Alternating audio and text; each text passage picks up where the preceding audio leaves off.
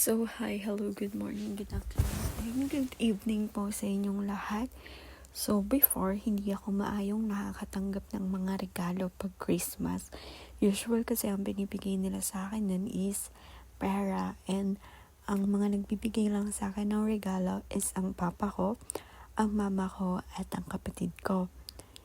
Pero this time na meron na tayong trabaho, I do this for almost a year na din since nakapagtrabaho na ako. So, yung batang hindi madalas makatanggap ng regalo noon, eto na ngayon at siya na ang nagbibigay at nag-aabot ng regalo.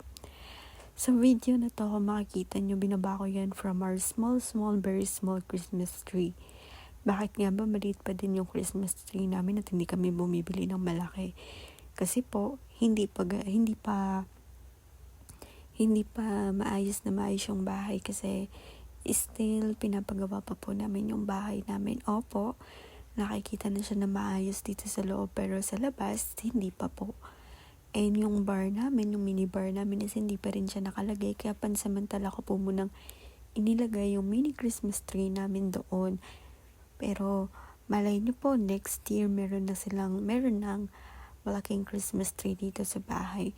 Pero now, okay lang yan kasi ang mahalaga is we still celebrate the Christmas or the birth of our Jesus Christ.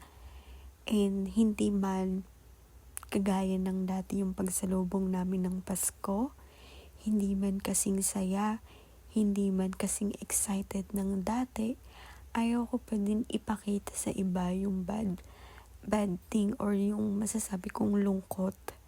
Gusto ko mas ibahagi ko yung happiness and good vibes.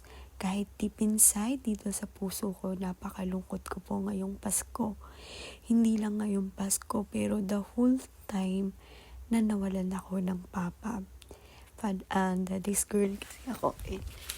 Siyempre, bilang daddy's girl, masakit sa part ko na wala na yung papa ko. Pero hindi yun naging hadlang para hindi ako mag-share ng blessing. Alam nyo ba, may one time may nabasa ko or may nag-chat, may nagsabi na parang in Kapampangan, bala mo ng kabayat mamye blessing, or parang in other terms, sa Tagalog na lang, parang hindi daw bukal sa kalooban ng pagbibigay ng blessing.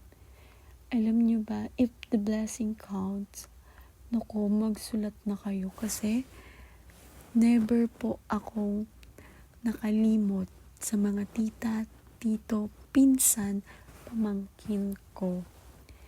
Never ko po silang kinalimutan tuwing birthday, Valentine, Mother's Day, Father's Day, Christmas. Never ko po silang kinalimutan. Kasi para sa akin, ang pagbibigay ng blessing o pag-showcase ng blessing, iuna mo yun ipakita sa pamilya mo. At unang-una ko po yung ginagawa sa mami ko, sa kapatid ko. At kahit wala na po ang papa ko, bumibili pa rin po ako ng mga Valentine, birthday, Christmas, Father's Day gift po sa papa ko. Hindi ko na po yun masyadong pinapakita, pero yes, bumibili po ako at pinibigay ko po yun sa papa ko. Siyempre, yun na nga lang po mabibigay ko is mga klase ng kandila, bulaklak, kasi hindi ko na po mabibigay yung mga bagay na gusto kong ibigay sa kanya. Kaya po sinishare ko na lang yun sa mga tita at tito ko. Kasi hindi ko na po masishare sa papa ko eh. So, I share it with my tita and tito. Na sobrang sinusuportahan po ako ng mama ko. Hindi ko naririnig sa mama ko yung gumastos ka na naman, bumili ka na naman yan,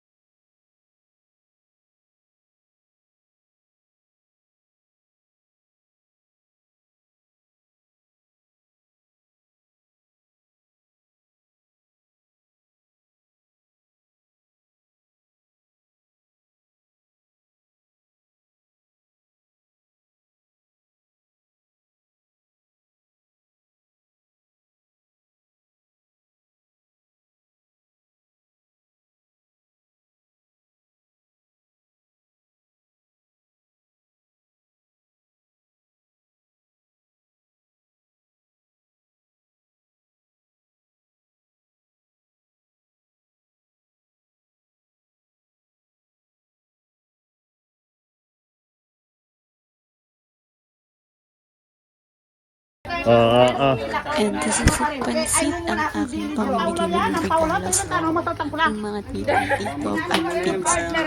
pizza. Meron naman kami po sa mapila, tuluyan yung bitis mo. Dahil po sa tuluyan yung bitis mo. Thank you very much. Daro, rin kang bapan. Arde lalaki, makanya lang. Wow! Ano yun yung napapa dyan? Pasilaban ka lang. Ay, thank you. Pasilaban? Juya? Ay, yan. Ay, hindi ka kakatak kasi. Ay, wow! Pa-thank you ka muna. Thank you po! Dito nyo lang. Ton. Pa, thank you. Ay, wow. Ating tama, no? Ate Lynn. Bigyan ni kami. Thank you. Hindi ka magbantay po tayo, babalik kayo niya. Don. Kaya mamagot ni ne. That's mine, wala. Wala akong mine. Alitin ko. Alay, daro na. Kaya yung pa-thank you. Mamumuna ka. Meron ko dito kang darang dada. Alay ka rin yan. Awsay lata ko. Meron ko dito kang darang dada. Kasi ako muna, John. Ako muna magoto. Meron ko dito kang darang dada. Ito pa yung masaya sa akin. Ganyan kasaya ang mga bata sa tiyan. Diba? So, thank you mga Ay, ang gano'n matay niya yun. Ay, wow. Oh, ano sabihin mo, Kuya Kenneth? Bebe. Oh, ano sabihin mo? Oh, yung isa. Yung isa. Kalagunang bembem. At ito naman yung aking inaanak. Mga pinsan na na-receive na yung gift, inaanak, pinsan, at pamangkin. And si Ambo, si AJ Desoy. So, yun lang. Bye-bye.